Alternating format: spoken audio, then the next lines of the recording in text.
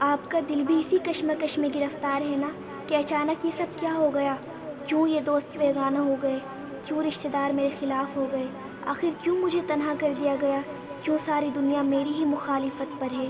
میرے راستے کے چراغ کیوں بجھتے جا رہے ہیں؟ جس کو اپنا مانا اسی نے دغا کی۔ کیوں سب کچھ ہونے کے بعد بھی میرے پاس کچھ نہیں ہے؟ کیوں میری زندگی ایک الجھی ہوئی پہیلی کی طرح بن گئی ہے؟ کیوں میرے سامنے ہنس کر بات کرنے والے میرے آنسوؤں کا سبب بنتے ہیں؟ یہ آپ کے دل و دماغ میں گردش کرنے والے سوال ہیں۔ اب میری بات دھیان سے سنیں، ایک ایک الفاظ پر غور کریں۔ آپ جن مسائل سے دوچار ہیں نا، ان کا بھی حل ہے اگر آپ کا دل یقین کرے۔ پہلے اپنے دل کو دنیا کی آس سے، ساری الجھنوں سے صاف کریں، پھر میری بات غور سے سنیں۔ دیکھیں، آپ سے کہیں نہ کہیں کسی نہ کسی موڑ پر غلطی ہوئی ہے۔ آپ اپنے دل کی تکلیف کو مجھ سے بہتر جانتے ہیں۔ سوچتے ہیں کہ میں ہی جانتا یا جانتی ہوں کہ کس حال میں ہوں۔ آپ کو جس سے محبت ہے، چاہے وہ دوست ہو یا رشتہ دار ہو، اس کا نظر انداز کرنا آپ کو یقیناً تکلیف دیتا ہے۔ آپ محبت سے کسی کو بلائیں، وہ نہ آئے، آپ کو تکلیف ہوتی ہے۔ پھر بلائیں، وہ پھر بھی نہ آئے، پھر تکلیف ہوتی ہے۔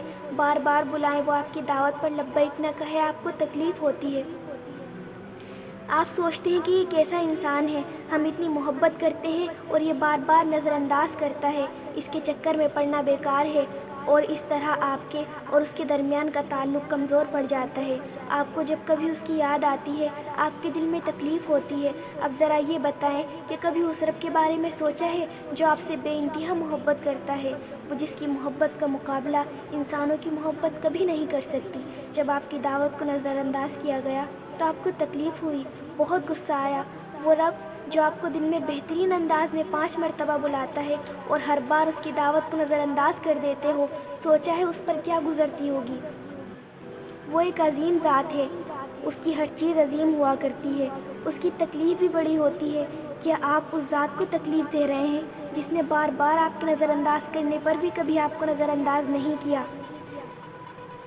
جب آپ کو کسی نے تکلیف دی تو آپ نے اس سے تعلق ہی منقطع کر دیا، لیکن اس نے کبھی آپ کو نہیں چھوڑا، وہ برابر رزق دیتا رہا۔ آپ خود بتائیں، جو رب کو تکلیف دے وہ کیا کبھی سکون پا سکتا ہے؟ ضروری نہیں ہے کہ ہر خطا کی سزا آخرت میں ملے، کچھ سزائیں رب دنیا میں بھی دیتا ہے۔ پریشان نہ ہو، رب کی راہیں اختیار کریں، خود بخود راستے بنتے چلے جائیں گے۔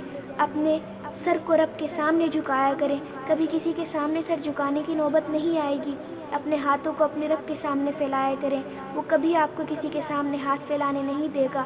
اسی سے اپنے معاملات شیئر کیا کریں، خود کو اس کے لیے قربان کر دیں، اس کی راہوں پر چلیں، اس کی مرضی پر چلیں۔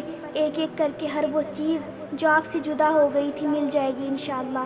اور میرے چینل کو سبسکرائب کرنا نہ بھولیں تاکہ آنے والی ہر ویڈیو آپ تک آسانی کے ساتھ پہنچ سکے۔ ہو سکتا ہے اللہ نے کوئی ہدایت والا پل آپ کے نام کر دیا ہو۔